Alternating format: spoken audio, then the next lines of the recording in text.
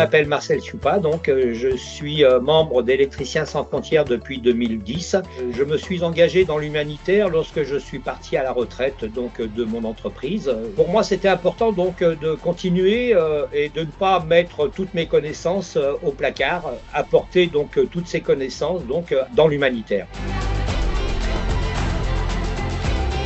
Depuis 2010, j'ai pris quelques responsabilités par la suite à Électriciens sans frontières. Maintenant, je suis correspondant projet. Il a le rôle d'étudier tous les projets qui arrivent, soit qui sont donnés par le national, soit ce sont des associations qui nous contactent pour nous proposer des interventions dans un village. J'étudie les projets qui nous sont envoyés, je les valide, je les lis, je fais attention que ces projets rentrent bien dans la charte d'Électriciens sans frontières. Pour nous, cette charte, elle décrit notre rôle. Notre rôle, il est essentiellement les besoins au niveau de la santé, des besoins au niveau de l'éducation, des besoins au niveau de l'eau. Kitenda, déjà, c'est un petit village situé dans le Kavango, au sud-ouest du Congo.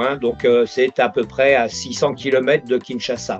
Dans ce village, il y a un centre de santé, des écoles, des centres de formation. Nous allons électrifier toute cette zone-là. Nous partons à 4 personnes, 4 semaines, pour faire la réalisation de cette mission. Chacun avait un rôle, que ce soit au niveau technique, que ce soit au niveau écriture, qui veut dire tout ce qui est de la situation économique de Kitenda.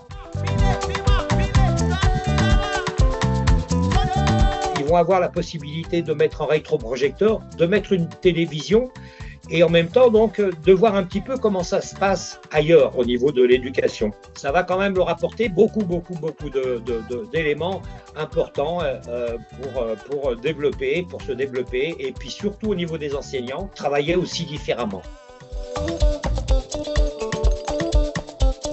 J'ai fait une première mission qui m'a permis de récupérer le conteneur qui est parti de France, de Marseille, qui est arrivé à Matadi. De là, le conteneur il est parti ensuite à Kinshasa. Bien sûr, il y a tout un travail administratif qui est fait à Kinshasa, bien sûr le dédouanement, etc.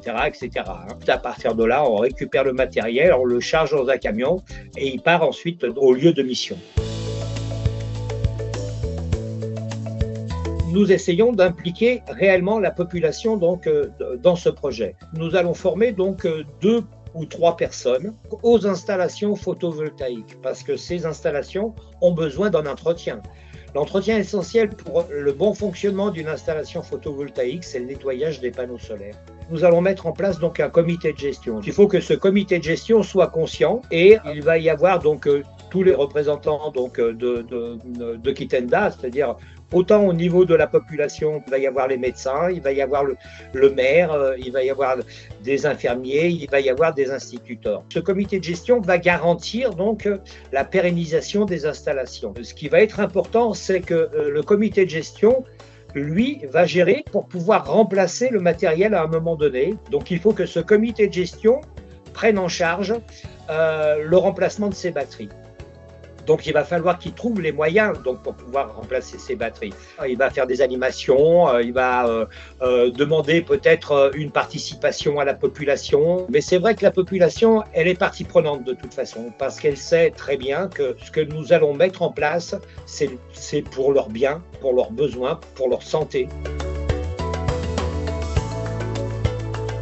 Lorsque nous partons réaliser une mission, bien sûr, on est sollicité par d'autres villages, forcément, parce que le chef du village ou le maire du village nous a vus sur place en train de réaliser des installations. Nous profitons de là où on est, pour aller visiter d'autres villages si en fonction des besoins. Et nous revenons toujours avec 1 ou 2 projets supplémentaires.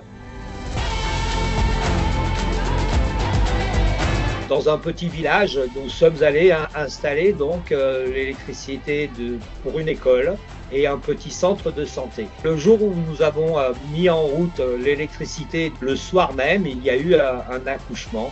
Et c'était fantastique parce que cet accouchement a été réalisé sous de la lumière électrique et non pas à la bougie ou à la lampe de poche. C'était pour eux, c'était quelque chose d'extraordinaire. Et donc le lendemain, nous avons appris cette naissance et c'était deux jumeaux. Donc la maman a décidé d'appeler les deux jumeaux par nos prénoms, donc Marcel et Philippe.